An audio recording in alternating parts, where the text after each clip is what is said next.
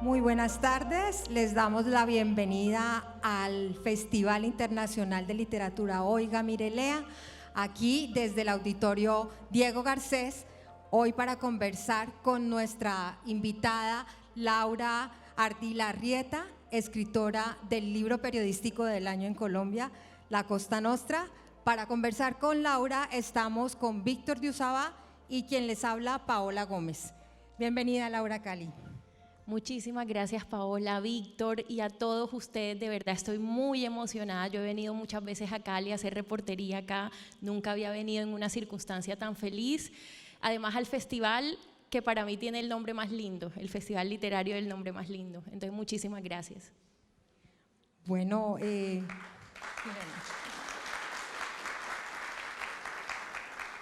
hablábamos con Víctor antes de iniciar la charla, que además de saber que eres una periodista cartagenera que ha estado en distintos medios de comunicación muy joven y con una carrera ya de bastante trayectoria, que le cuentes a la gente quién es Laura Ardila.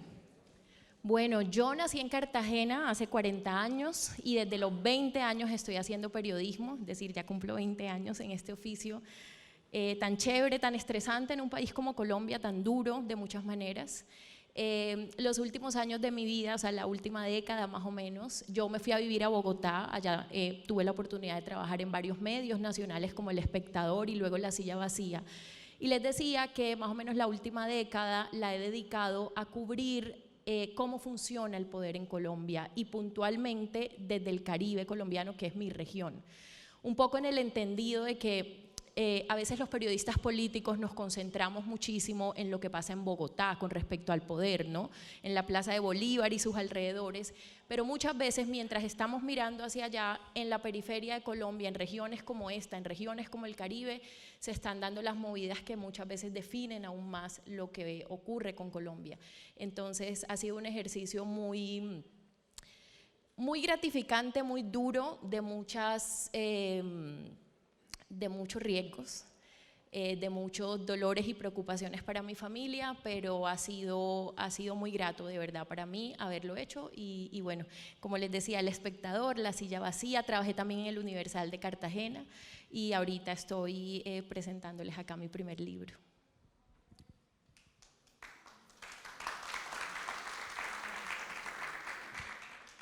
Laura es un personaje nacional y con proyección internacional después de lo que ha sucedido en los últimos meses, en las últimas semanas. Y leyéndonos este libro, debo decirte que agradezco que me hayas hecho ver la grandeza del verbo entender, porque tiene que ver mucho con lo que está aquí. Y qué bueno traerlo aquí para entender precisamente de qué se trata. Pues sí, Víctor destaca el verbo entender porque hablábamos antes de pasar acá que yo uso mucho ese verbo, para mí es muy importante en el periodismo. Cuando todo esto del libro pasó y las bodegas comenzaron a atacarme, me decían que yo había hecho este libro para acabar con un grupo político, que yo había hecho este libro, bueno, me inventaron una cantidad de razones. Y yo la explicación que me daba a mí misma y que luego he podido expresar es, yo no hice este libro digamos no es un expediente judicial, no es una denuncia per se, es un libro que de la manera más humilde pero más comprometida lo que pretende hacer es aportar a entender.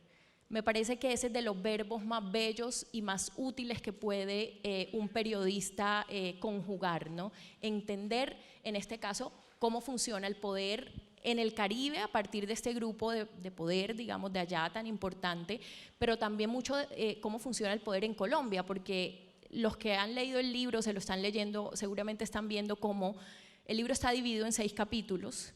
Cada uno de esos capítulos cuenta como una pequeña historia en línea temporal, digamos, cronológica, sobre los Char, pero también cada capítulo al final yo lo vi como una forma de entender procesos en Colombia y seguro vamos a ahondar en eso, pero no sé, solo por adelantarles, el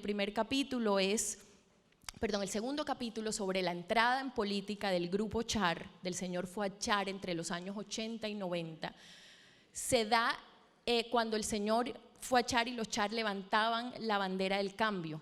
Entonces, esa es la historia de ellos, pero también es una forma de mirar esa tragedia colombiana, de cómo muchos grupos llegan al poder enarbolando esas banderas de cambio y luego terminan pareciéndose a lo que tanto criticaban. Entonces, siento que esa es como un poquito la aspiración que yo tengo con el libro, que la gente quizás pueda entender un poquito mejor por qué Colombia es como es. Bueno, hay un capítulo del que hemos hablado ya mucho, más allá de capítulos del libro, de esta historia, detrás de todo lo que ha sido la Costa Nostra, el veto, la cancelación del libro, lo que contaste en la columna inicialmente que ocurrió, lo que vino después, como la resurrección de un libro en el que también describes que el silencio no era opción. ¿Cómo viviste ese momento como profesional y como periodista y como persona? ¿Y cómo lo ves ahora ya como en el reposo de esto pasó, pero finalmente estoy aquí hoy hablando de este libro? Uy, esos primeros días fueron muy duros en lo personal, fueron muy, muy duros. Yo tuve insomnio. A mí, yo he tenido episodios y me parece clave señalarlo porque los periodistas nunca hablamos de salud mental ni de salud emocional y yo siento que es importante que hablemos de esas cosas. Y fueron días de mucho estrés emocional para mí. Yo no sabía qué iba a pasar, yo sentía la necesidad de contar la historia, de contar lo que había pasado, pero al tiempo sabía que me estaba enfrentando a personas muy importantes y muy poderosas. También fue muy bello porque al tiempo en que todo esto ocurría dentro de mí, todos mis miedos estaban ahí, empezó a juntarse lo que yo llamo el coro, y es una cantidad de voces maravillosas de personas conocidas, de colegas, de amigos, de familiares, pero también de desconocidos, de lectores que me escribían por redes. ¿Qué hacemos? ¿A dónde te consignamos para que este libro salga? Y yo me empecé a dar cuenta de cómo en Colombia, más allá del libro, porque siento que esto va más allá del libro, como en Colombia quizás nos han golpeado tanto que la gente dijo, no, pero no nos vamos a dejar quitar esta investigación. Y eso a mí, en medio de todo este drama que estaba viviendo en lo personal, me dio como las fuerzas y yo dije, no, pues yo me voy adelante con esta investigación. Y ahorita con la distancia, no en reposo porque han sido semanas de mucho trajín, sí veo que todo ha valido la pena. Creo que se juntaron una cantidad de astros maravillosos, pero sobre todo me emociona mucho llegar a las regiones y ver ese gesto de resistencia en la gente, como de dignidad. Y repito, yo sé que es más allá del libro, es como la dignidad ciudadana a nosotros nos han quitado tanto que la palabra escrita no nos la van a quitar. Entonces es un poco como lo que siento ahora. Más allá de esas voces, creo que hay que hacer justicia para decir que este es un trabajo gracias también a una gran alianza. Hablo de la Silla Vacía, del 20, de la Fundación para la Libertad de Prensa, FLIP, de la que orgullosamente formo parte también, o formamos parte, ¿no? La Liga contra el Silencio y Rey Naranjo Editores, porque no es fácil hacer esto, valga la pena la mención, pero también cuéntanos un poco cómo se integraron estas fuerzas para echar adelante este proyecto. Yo creo que esa unión que tú describes es como la confirmación de que en el periodismo y en muchas cosas en la vida, pero en el periodismo toca juntarse, o sea, nos volvemos poderosos y nos protegemos cuando nos juntamos. Cuando esto pasó, a mí me empezaron a llamar de muchos sitios, de editoriales, pero yo desconozco el mundo editorial, yo no sabía cuál era buena, qué camino coger. Claudia Morales, que es la directora de las ferias del libro del país, me habló de Rey Naranjo, por supuesto, yo conocía el trabajo de Rey Naranjo, que es bellísimo, tienen un compromiso total con el diseño, con las historias. No habían hecho muchas cosas de periodismo, de no ficción, no habían hecho tantas. Pero hablamos y me pareció que ellos tenían esa valentía, que no es fácil, porque en últimas quien decidiera publicar este libro básicamente estaba comprometiendo su capital, ¿no? Teníamos una cantidad de amenazas explícitas e implícitas, entonces yo sentí en ellos esa valentía y no quisimos, por supuesto, irnos solos. Yo les contaba que trabajé 10 años en La Silla Vacía, este ha sido un medio que me apoyó en términos editoriales, en términos económicos también me apoyó. Juanita León, la directora de La Silla, editó el libro, es la editora periodística del libro. Entonces Juanita empezó a caminar con nosotros y también lo hizo el 20, que es la fundación de Ana Bejarano. que es la editora legal, esta abogada, columnista de Los Danieles. Está la Fundación para la Libertad de Prensa, de la que mencionaba. Yo tengo, a partir de este año, soy orgullosamente miembro de la Junta Directiva de la FLIP. También han estado ahí apoyando, y por supuesto la Liga contra el Silencio, que junta 16 medios de varias regiones de Colombia que luchan y que sacan historias adelante, que rompan el silencio. Entonces este libro era mucho eso. Entonces nos pareció muy importante hacer esa juntanza, por lo que les digo, porque sabíamos que nos estábamos enfrentando a unos poderes cuyos alcances pues estábamos viendo con lo de Planeta y no sabíamos hasta dónde más podían llegar. Es decir, yo supe casi que inmediatamente, a partir de que esto pasa, que yo no podía sacar el libro simplemente cambiando de editorial, que teníamos que rodear el libro y proteger esta investigación. ¿Por qué, entremos ya en materia, por qué Laura Ardila decide meterse en un tema complejo, ¿sí? De periodismo investigativo, que es un camino bastante culebrero? ¿Por qué? Bueno, a mí siempre me han apasionado las historias sobre el poder. Yo pienso que porque el poder es como esa circunstancia que muestra lo peor de un ser humano y también lo mejor, ¿no? O sea, que un ser humano por el poder puede volverse de lo mejor a lo peor. Me parece que las luces y las sombras de los seres humanos se ven ahí. Y a mí me gusta el periodismo complejo.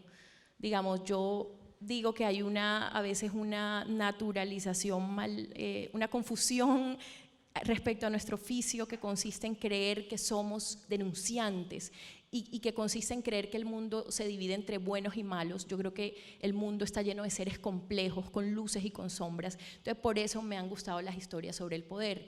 La historia de los Char particularmente nace a partir de que yo me voy a vivir en el año 2015 a Barranquilla. Yo vivía en Bogotá, vivía ya 10 años. Y en este camino que les digo, de darnos cuenta de que en las regiones estaban pasando una cantidad de cosas importantes que definen el poder en Colombia y que no se estaban contando, La Silla Vacía decide crear el proyecto de las sillas regionales. Y yo me voy a Barranquilla en el 2015 a fundar la Silla Caribe, que iba a cubrir todos los poderes de los 8 departamentos del Caribe. Durante 5 años lo hicimos, pero obviamente yo me enfoqué muchísimo en el poder más grande, que era el poder de los Char. Entonces el libro de alguna manera nace desde esa reportería, es el resultado de esa reportería. Y yo veía que entre más difícil, porque por supuesto cada vez me daba cuenta de lo complejo que era cubrir a este poder, de las puertas cerradas, del silencio que hay alrededor de lo que pasa en Barranquilla, a mí me pasaba algo, y es que, y mi mamá dice, pero ¿cómo es posible que te pasara eso? Y es que yo más me entusiasmaba y más lo volvía una obsesión periodística. Y yo creo que uno como periodista tiene que tener obsesiones periodísticas en el buen sentido, porque eso es lo que nos permite con insistencia sacar adelante historias. Entonces esa es como el origen de la investigación. Bueno, de hecho en el libro dices que lo poco que pudiste hablar con Alex Char fue el momento en el que te dice que cuál es la obsesión que tienes con él, ¿no? A través de una llamada telefónica. ¿Qué pasa allí en ese momento, Laura? Y además de todo este tiempo que has estado cubriendo, que estuviste en la Silla Caribe, ¿qué fue lo que más te sorprendió de ese actuar, de ese modus del clan político y empresarial de los Char? Bueno, sí, esa llamada fue muy dura. Yo creo que fue la constatación de la imposibilidad que yo iba a tener de acceder directamente a estos personajes. Y eso es muy difícil, por supuesto, porque cuando uno quiere perfilar y contar lo que pasa alrededor de alguien, pues uno va a la fuente directa. Pero cuando la fuente se te cierra, pues hay que hacer, digamos, un ejercicio mucho más constante. Entonces, eso quizás fue lo que más me sorprendió, porque yo he cubierto historias del poder en muchas partes de Colombia. En Córdoba me parece una plaza bastante difícil. Córdoba es un departamento donde hay muchísimos políticos tratando de controlar lo que se dice sobre ellos. En fin, en muchos lados cubrir el poder no es fácil en general, pero en Barranquilla es campeón. O sea, esa dificultad es campeona porque hay un unanimismo. Yo siento que nosotros venimos aquí al Valle y vemos gente a favor, en contra, opositores. Vamos a Bolívar, vamos a Córdoba, en todos lados uno encuentra voces que disienten del grupo de poder. En Barranquilla eso es casi imposible. Contar historias para explicar el poder de los Char, ni siquiera historias malas, historias para explicar, es visto casi que como una traición allá. Entonces siento que eso me sorprendió. A mí, por ejemplo, en lo personal, yo tenía un profesor que me dio clases en la universidad, yo soy de la Tadeo Lozano del Caribe, de Cartagena, y este profesor yo me lo encuentro en Barranquilla, muy cercano a los Char, y cuando yo empiezo mi ejercicio, y nos teníamos mucho aprecio en la universidad, él me quería mucho, y cuando nos encontramos en Barranquilla me dejó de hablar, y así pasó en muchas más cosas. Yo he vivido en Barranquilla la soledad que viven muchos periodistas regionales. Entonces siento que eso fue ha sido muy impresionante. Has utilizado aquí y en en entrevistas y en declaraciones las luces y sombras de Barranquilla. Luces y sombras hay en todo lado, pero estamos de acuerdo en que las luces de Barranquilla parecen brillar más que las del resto del país, que las del resto de ciudades del país. ¿Por qué? Yo creo… Tú misma lo dices, además. Por varias cosas, yo creo, sí, no hay una única respuesta. Yo creo que efectivamente en Barranquilla ha habido un proyecto de ciudad que se ha sacado adelante, especialmente con obras civiles. Ha habido obras civiles, una obra maravillosa que le devolvió la vista al río Magdalena. Barranquilla fue una ciudad que creció de espaldas a su río y hicieron este malecón. Entonces, eso y otras ejecutorias, las simpatías del mandatario también ha hecho que Barranquilla, esa luz haya empezado a brillar, y por supuesto ha sido determinante el tema de la pauta, ha sido absolutamente determinante. Barranquilla en la era de los Char ha entregado más pauta para hacerse una buena imagen que Bogotá, que tiene 5 veces más habitantes. Entonces creo que eso ha sido determinante para que se haya establecido esta narrativa del llamado milagro barranquillero, que seguramente hablaremos de eso. Existe, pero existe con matices. Y con proyección nacional, ¿no? Y con proyección nacional, claro, porque la estrategia no solo ha sido a nivel local, sino también a nivel nacional. Pues tan nacional que te cuento, hoy a raíz de la columna que publiqué en El País del libro, escribe alguien en el Twitter: quisiera que en mi amado Valle del Cauca y puntualmente en Cali hubiera un clan o una familia intocable que tuviera nuestra ciudad como modelo de ciudad y el desarrollo que Barranquilla ha mostrado en los últimos años. A mí eso me parece de las cosas que me impresiona, porque a mí me han llegado mensajes parecidos con una frase que dice que roba pero haga, ¿no? Que bueno, robe pero haga. Y esa es una, digamos, una inconsistencia de la ética, ¿no? O sea, es como que el roba pero hace se ha vuelto como una medallita malentendida para los políticos. O sea, como sociedad no nos podemos conformar con eso, ¿no? Es que no tienen que robar. Y eso siento que es un poco lo que yo oigo y lo que yo siento, sí, lo que yo recibo de la sociedad barranquillera. No toda, hay que decirlo. No toda, porque no me gusta generalizar. Hay una cantidad de gente en Barranquilla que no ha podido y a la que no le ha sido fácil hacer veeduría y levantar la voz, pero que está ahí, que uno siente que le mandan a uno mensajes, pero en general uno se encuentra con mensajes como eso, y es muy triste que una sociedad, digamos, que se resigne a semejantes niveles de ética, ¿no? Ahora entramos en el tema de las sombras, fruto no del poder, sino del abuso del poder, a las que hace referencia en el libro. Pero comencemos por otro tipo de sombras. En Barranquilla hay un crecimiento de la extorsión, además aceptado por las autoridades locales, de más del 400% en los últimos meses o en el último año. Hay gente en Barranquilla que tiene que levantarse a las 3 de la mañana para coger agua, ¿sí? ¿Y en dónde estamos? Agua para coger agua. Y además, también el tema de los servicios públicos, en particular el tema de la electricidad, es un viejo capítulo de tragedia, pues. Entonces, esa parte es la que poco se conoce y que también valdría la pena mirar que se solucione, porque eso poco se ve en los medios. Es cierto, y yo siento que esos números y esos datos que tú revelas son la consecuencia de esas sombras, ¿no? Un poco. Las sombras, ¿cuáles son las sombras de este clan? Ahí en el libro, digamos, se detallan a lo largo de los 6 capítulos. y un poco se pueden observar cuando uno levanta la alfombra, ¿no? Para ver cuánto le ha costado a Barranquilla en términos éticos y políticos lo que ha ocurrido. Entonces se encuentra uno con que este es un clan que se ha sostenido a través de unas relaciones clientelistas, de compra de votos con personajes cercanos o inmersos en la criminalidad. O sea, la condena a Aida Merlano es una prueba, por ejemplo, de esa afirmación. Este es un clan que ha establecido un entramado de contratación muy complejo porque es muy eficiente, las obras se hacen, pero las obras se hacen con bajo unas condiciones que en el libro están detalladas, tampoco los quiero esfoliar, que evidencian o que facilitan la posibilidad de que se dé un lavado de activos. Las grandes obras de Barranquilla, las más millonarias, han quedado, al menos durante la administración segunda de Alex Char, en manos de 4 grandes contratistas que son amigos o tienen relaciones políticas o comerciales con los Char.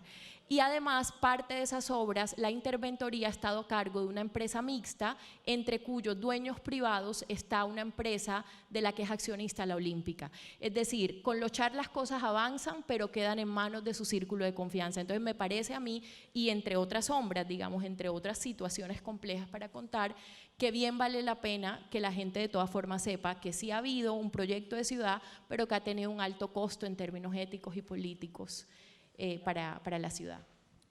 Bueno, voy a invitarte a que hagamos como un paréntesis de lo político para hablar un poquito de ese Caribe árabe que describes también en el libro y que sin duda hace parte, marca un capítulo de la historia nacional y sobre todo de la historia costeña. ¿Cómo resumes esa parte del Caribe árabe que describes también? Fue uno de mis capítulos favoritos para reportear y escribir. Es el primer capítulo que yo dedico a contar la llegada del primer Char a Colombia hace casi 100 años desde Siria, huyéndole a la guerra.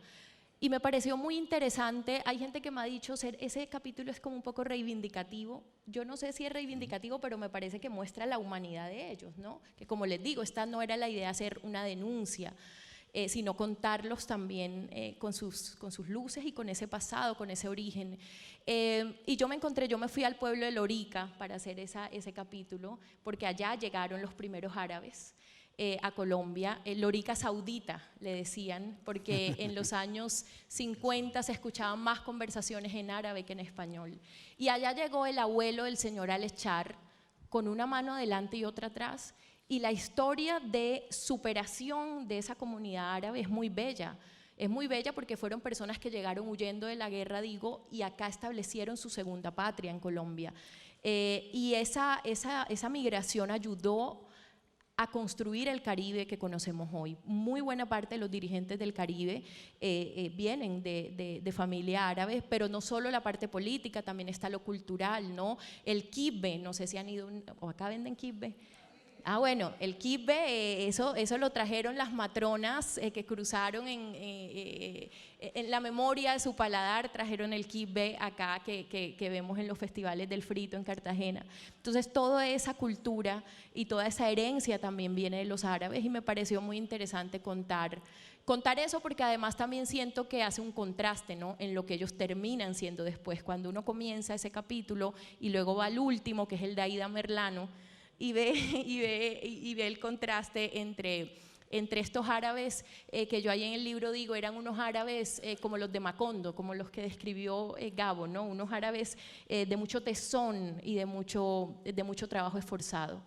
No es fácil ser extranjero y radicarse en Colombia, no es fácil, lo desconocemos tristemente. Dice Juanita León en el prólogo que suele haber 2 tipos de buenos periodistas, los que escriben lindas crónicas desde los márgenes del poder y los que investigan al poder sin preocuparse mucho por la escritura. Tú te preocupaste por estudiar lo del poder y escribirlo además muy bien. Ese capítulo es fabuloso. Muy bello. Sí, y además, fascinante, además, porque te pone toda la radiografía de ese capítulo, en serio, cómo van llegando, y que ellos siguen allí, ¿no? Ellos se relacionan entre ellos mismos. Dice un maestro del periodismo en España, que es Juan Cruz, que los periodistas culturales escriben para los periodistas culturales. Después acuñamos la frase que los periodistas investigativos escribían para los periodistas investigativos. Laura Ardila escribe para todos nosotros. De verdad.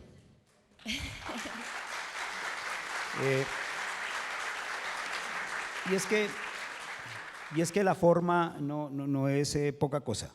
En ese sentido, ¿en qué momento, que no es un instante preciso, comienza a cambiar el curso de las cosas para una familia, según lo que tú pones en el libro, para una familia que llega y emprende con muchas dificultades, sale adelante y entonces se preocupa mucho por la comunidad? Eso está ahí, pero luego las cosas parecen comenzar a cambiar. Claro, cuando entran a política. La política, y yo creo que eso también me parece que es una de las cosas que deja el libro. La política no es de personas malas o buenas. Yo creo que estamos en un sistema que tiene muchas falencias, que el sistema, digamos, puede llegar la persona más honesta, más decente, con las mejores intenciones, y es un sistema que fuertemente empuja a cualquiera a terminar cediendo, porque el sistema obliga, ¿no? El sistema obliga. Yo creo que los Char, sin exculparlos, ellos entran a política con una bandera de cambio. Cuando el señor fue a Char, se vuelve senador, era voto de opinión en contra de los caciques. De hecho, él llega a poner alcalde de Barranquilla en el año 90, en los 90, 92, no me acuerdo cuándo fueron las elecciones, ahora no preciso, con el ADM 19, con la exguerrilla del M19, es decir, él llega con unas banderas de cambio y en contra de la política tradicional. Y claro, yo siento que la transición hacia lo que él criticaba empieza a darse en la medida, como ha ocurrido con muchos grupos, en la medida en que quieren permanecer en el poder. Permanecer en el poder tiene un costo, tienes que buscar recursos, porque la política se sostiene con recursos, tienes que amarrar mucha burocracia, y en ese camino pues se van perdiendo esas banderas de cambio. Es un poco lo que yo entiendo con lo de los Char. Y yo quería decir algo sobre el tema de la escritura, porque me parece que es un esfuerzo que vale la pena hacer. Woody Allen tiene una frase que dice: todos los estilos son buenos menos el aburrido, y me parece que a veces los periodistas investigativos, y quizás al principio también me pasó y a muchos nos pasa, tendemos a escribir cosas de pronto que dicen mucho, que tienen unos datos muy fuertes, pero que son aburridos, y la gente no hace conexión con eso. Entonces yo sí creo que vale la pena intentar contar las historias, incluso las políticas, como la vida, ¿no? Como es la vida tiene diálogos, la vida tiene risas, tiene llanto, tiene color, y es un poco lo que yo intenté encontrar y plasmar ahí.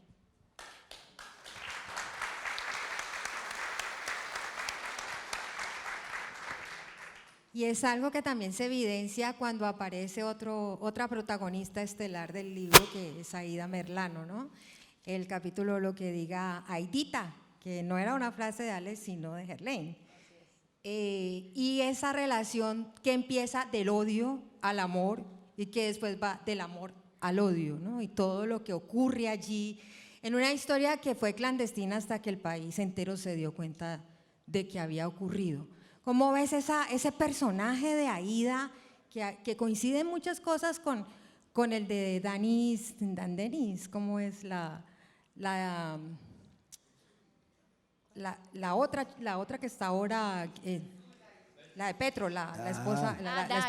Day Vázquez. Que tiene nombre raro. Que tiene, sí, Day Vázquez. Son No tan como común. unas historias muy parecidas dentro del poder. ¿Cómo ves el papel de Aída Merlano ahí en todo ese entramado de la política caribe? A mí Aída Merlano me parece un personaje periodísticamente fascinante, porque yo siento que Aída Merlano refleja una cantidad de dramas y de tragedias de Colombia. Ella era una mujer que nació en un barrio de los extramuros, ahí en el libro está ese relato, en donde la gente se cría con el barro en los pies, o sea, un barrio muy, muy pobre. Ella crece ahí. Ese barrio servía de despensa para el clan Gerlain, para que el clan Gerlain encontrara sus mochileros y sus compradores de votos. De esa manera, el señor Julio Gerlain, empresario, ya muy mayor, llega y conoce al padre de Aída Merlano, a quien paradójicamente le decían el Olímpico, y lo recluta para ser comprador de votos. Y Aída Merlano, siendo una niña, se la llevaban a las sedes en donde hacían como toda esta operación logística de compra de votos. Es decir, ella crece no solo en la pobreza, sino también conociendo este delito, ¿no? Y viendo este delito y esta relación con la política como su única oportunidad. Además de eso se le suma que es una mujer muy bella, muy guapa, tiene una personalidad, ella es una explosión, ella es una mujer muy explosiva, de un carácter muy fuerte. Y termina relacionada con estos hombres poderosos de Barranquilla, saltándose todos los semáforos en rojo. Y se la cobran judicialmente y en términos de opinión a ella, y yo no la exculpo, por supuesto ya está condenada, pero al tiempo me parece que ella ha sido la única que ha pagado judicialmente hasta ahora, además de manera casi express. En un lapso de menos de 2 años a ella la capturan, la condenan en primera instancia y la condenan en segunda instancia. Esa rapidez y esa celeridad no las vemos normalmente en los procesos en Colombia. Y otros personajes también vinculados a ese entramado corrupto, pues no les ha pasado mucho, o hasta ahora les está pasando. Entonces me parece que en ella hay una cosa, hay un reflejo también de esa sociedad barranquillera machista y clasista. Hay mucho de eso con Aida Merlano. Yo pude hablar muchísimo con ella para el libro, teníamos conversaciones, ella estaba en Venezuela, hasta de 5 o 6 horas. Y ella, claro, ella había hablado para medios, ella ya se conocía en sus declaraciones ante la justicia, pero a mí me pareció muy interesante hablar con ella, no para transcribir lo que ella me dijera, sino para tratar de encontrarle, o para tratar de encontrar qué tanta lógica y relación con los hechos reales guardaban sus afirmaciones. Entonces, por ejemplo, Aida me empezó a mencionar a los contratistas que, según ella, daban las coimas para financiar las campañas, y cuando yo revisaba, investigaba la contratación, me encontraba con esos nombres. Ella me daba unas reuniones, me daba unas fechas, y cuando yo lograba hacer una reportería alrededor, muchas veces confirmaba eso. Entonces me pareció muy interesante y muy útil poder conversar con ella y tener su voz y dedicarle ese capítulo a esa historia que termina determinando el futuro o la exposición de este clan, me parece. Este clan de hombres machistas, además, termina siendo definido de muchas maneras por mujeres, entre esas Aida Merlano. Bueno, pero tenemos que sumar ahí a Aida Merlano, condenada, y ahora la situación de Arturo Char, y prefiero quedarme con el mote, con el apodo del oso Yogi, que son unos personajes muy particulares que aparecen en la vida nacional, ¿sí? Que comienzan cargando la maleta y luego son los que gestionan otro tipo de acciones, ¿sí? En donde hay cosas mucho más grandes. ¿Cómo ves la evolución de esta situación? Digamos, citando ya a esas 3 personas que tienen a la justicia, tienen que sentarse a declarar y demás. ¿Qué está pasando ahí y hasta dónde puede llegar esto? Yo creo que todo eso marca un punto de quiebre muy importante. Por muchos años se pensó que este era un clan intocable, por muchos años lo fue, una cantidad de cuestionamientos alrededor de ellos y nunca pasó nada. Y creo que a partir de este tema, a partir de lo de Arturo Char, se demostró que no hay intocables como no debe haberlos. Y yo creo que, digamos, por supuesto va a depender de qué pase al final en términos efectivos con la justicia, pero ya el hecho de que hoy un Char, después de casi 40 años, no esté ese apellido en el Congreso, pero además ese apellido esté en la picota, me parece que es un golpe muy grande. En el libro yo cierro la reportería en el año más o menos 2020-2021 con el escándalo de Aida. Fue muy difícil, les digo, hacer una historia que está pasando en tiempo real, ¿no? Porque yo tenía que ponerle un punto. Por supuesto, solo alcanzo a contar la indagatoria de Arturo, pero veo con mucha satisfacción como varias de las cosas que están en el libro sobre el proceso están encontrando hoy explicación o viendo la luz con el tema de los llamados a imputación o a citación. Al señor Héctor Amariz, el oso Yogi, yo lo menciono en el libro y cuento cómo era el compañero de rumbas y mandadero predilecto de Alex Char, y cómo una empresa de su propiedad termina recibiendo una plata de la AAA, que es esta empresa mixta de Barranquilla de servicios públicos, por servicios que nunca prestó, es decir, dentro de un proceso de desfalco a la AAA. Esa historia está contada ahí en el libro, y ahora que lo citan como testigo me parece que, digamos, me parece interesante, y me parece que los lectores y los ciudadanos pueden encontrar ahí muchas luces, aunque yo no alcancé pues a cubrir esa parte del proceso. Bueno, volvamos al asunto del milagro barranquillero. que explicabas un poco que ha habido mucha pauta, mucha más pauta que incluso en Bogotá por parte de la administración. Pero también es una narrativa nacional, ¿no? Y es un poco lo que refleja el testimonio también del tuitero. Pero realmente, ¿qué hay de cierto y qué hay de rayos, de pirotecnia alrededor de ese milagro barranquillero? Yo creo que la reportería roja, es decir, yo no lo creo, la reportería roja que existe, como les decía, este proyecto de ciudad, que el proyecto de ciudad le ha cambiado la cara a Barranquilla en términos sobre todo de obras civiles, decía, pero que al tiempo Barranquilla ha pagado unos costos para que este grupo se mantenga en el poder y los recursos públicos van a los bolsillos de los mismos. Entonces yo diría que sí existe no un milagro barranquillero, sino un proyecto de ciudad que tiene unos costos para la sociedad barranquillera. Yo creo que eso. Ahora, es muy interesante lo que mencionas de cómo se ha impulsado a nivel nacional y quisiera como detallarles ahí cómo ha sido. En Barranquilla, cuando Alex Char llegó en el año 2008, a él no le creían localmente. La ciudad venía de 10 años de gobiernos que habían dejado quebrada Barranquilla, había mucha desesperanza, y él llegó prometiendo cosas y los periodistas locales le decían, pero ¿usted en qué ciudad cree que está viviendo? No le creían. Y hay un señor que se llama Mauricio Vargas, que es un columnista, fue embajador, ha sido relacionista público pues, de varios políticos, muy cercano a Char, y él le ayuda a establecer una estrategia que se llama la estrategia espejo, le llaman los publicistas, que consiste en que si no te validan en tu casa, busques un validador afuera. Entonces, de la mano de Mauricio Vargas, en ese año los Char empiezan a buscar validadores en los medios nacionales. Entonces, sin que Alex Char llevara un año en la alcaldía en ese primer periodo, ya en medios nacionales hablaban del milagro barranquillero. Y a partir de que en Bogotá los colegas empiezan a decir que en Barranquilla hay un milagro, los colegas locales empiezan a retomar eso como un espejo. Entonces me parece muy interesante ese papel y cómo es una movida de poder además, ¿no? Cómo lo lidera Mauricio Vargas. Esto que voy a decir es más que nada un comentario, pero a mí realmente me parece inaudito que aquí nos quejamos del centralismo, pero para validar lo que se hace, se busca Bogotá, en grandes medios. Todavía recuerdo los grandes premios a los mejores mandatarios locales, ¿sí? Toda una estrategia para hacer dinero, tal cual. Yo siento que este libro es un poco un canto en contra de ese centralismo, porque no solo nos han gobernado de manera centralista y desigual a las regiones, sino también nos han contado de manera centralista. Entonces los medios en Bogotá, desde su silla en Bogotá, nos cuentan, pero nunca advirtieron estos fenómenos de la corrupción electoral, ni del narcotráfico, ni de la parapolítica. Y yo creo que si en este país hiciéramos más periodismo desde las regiones, podríamos mirar y advertir antes este tipo de situaciones. Bueno, hay una de las razones que justificaba Planeta para no publicar el libro, que era el alto riesgo de litigio del que ya Ana Bejarano había hablado en un inicio, pero que no era razón para no publicar, ¿no? ¿Qué alto riesgo de litigio va hasta el momento de la Costa Nostra y para qué estás preparada?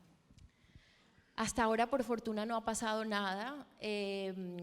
Yo me comprometí a vida completa con la rigurosidad de este libro, pues es que es mi nombre, no fue un capricho mío, ¿no? Yo respondo por todo lo que dice ahí, incluso contractualmente. Entonces yo les contaba a los presentadores antes de entrar cómo no sé, 3 semanas antes de entregarle el manuscrito a Planeta, cuando todavía tenía ese contrato con Planeta, ya el manuscrito estaba listo, pero yo no podía dormir porque yo me levantaba pensando, en la página 43 hay una cosa que dije así, pero debo decirla así. O sea, yo no paraba y yo no soltaba el libro, pero era de la obsesión que yo tenía porque quedara muy riguroso, por comprobar todo. Yo me siento muy tranquila con todo el contenido del libro. Por supuesto, los seres humanos, los periodistas, pues claramente cometemos errores, pero yo puse todo el esfuerzo y hasta ahora no ha pasado nada. Entonces para mí eso es una evidencia que eso fue una excusa para no publicar el libro de Planeta. Oye, hay un tema que tiene que ver con los vínculos empresariales y políticos, ¿sí? que se ha puesto de moda realmente también en el país, ¿no? O sea, empresarios metidos en la política, que es perfectamente válido, ¿cómo no? O sea, ¿en dónde está la irregularidad? No quiero entrar en el tema de los vínculos empresariales, políticos y románticos, dejemos lo romántico al lado, pero sí esos dos primeros, ¿qué conclusión sacas de qué le está arrojando al país ese tipo de relación? Pues en el caso, por ejemplo, de Barranquilla, que me parece que ayuda como a entender también lo que puede darse en el resto de ciudades, son unos vínculos que terminan concentrando la plata pública en esos empresarios cercanos al poder, que es donde me parece que entramos en temas ya más complejos, no ilegales, pero sí complejos. Y en el caso de Barranquilla puntualmente quisiera destacar el papel de los DAES, que hacen ese matrimonio político con los char del empresariado, pero que no solo son unos grandes concentradores de la contratación allá, sino que tienen un pasado en el narcotráfico. Ellos tuvieron unas investigaciones en Estados Unidos por narcotráfico de las que nunca fueron declarados inocentes, sino que el caso fue cerrado. En la justicia gringa dicen que eso ocurre cuando la persona se vuelve testigo. Y ellos se legitiman y hoy son unos señores sin procesos, pero cuya historia me parece que es interesante para entender, sobre todo cuando uno ve esta cantidad de cosas que ocurren en Barranquilla y esta cantidad de sospechas que hay alrededor del entramado de la contratación. Entonces me parece que el matrimonio entre empresarios y políticos, pues hay clanes que se han sostenido así. Los Herlain tenían un pie en la contratación privada, tenían un pie, digamos, en las empresas y un pie en lo político. Pero por supuesto se empieza a complicar todo cuando usan los recursos públicos para alimentar los negocios privados, ¿no? Bueno, ahora vamos a escuchar las preguntas del público, pero si me lo permiten, quisiera arrancar con Juan Pablo, quien le hizo una pregunta muy interesante a Laura antes de iniciar el conversatorio. Juan Pablo. Juan Pablo, si quieres venir aquí, por favor. Sí. Al Soco.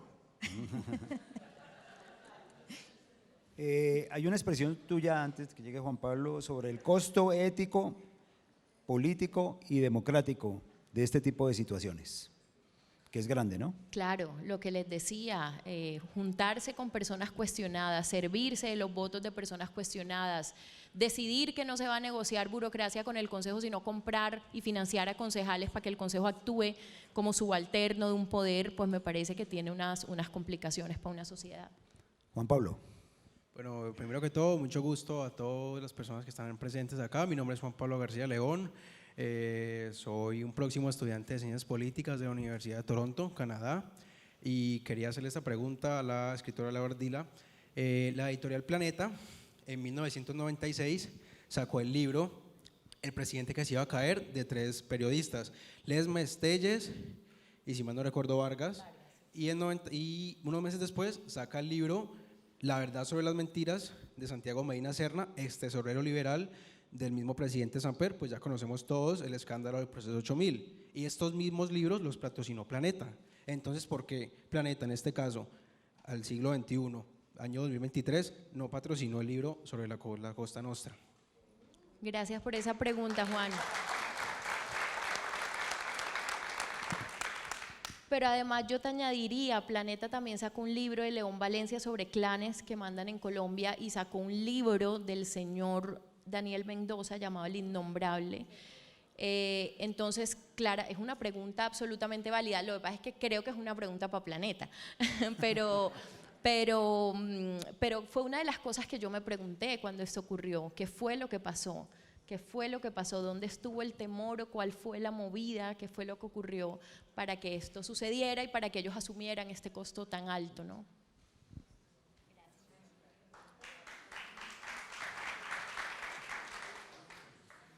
Al Soco, como leía Juan Pablo. Buenas tardes.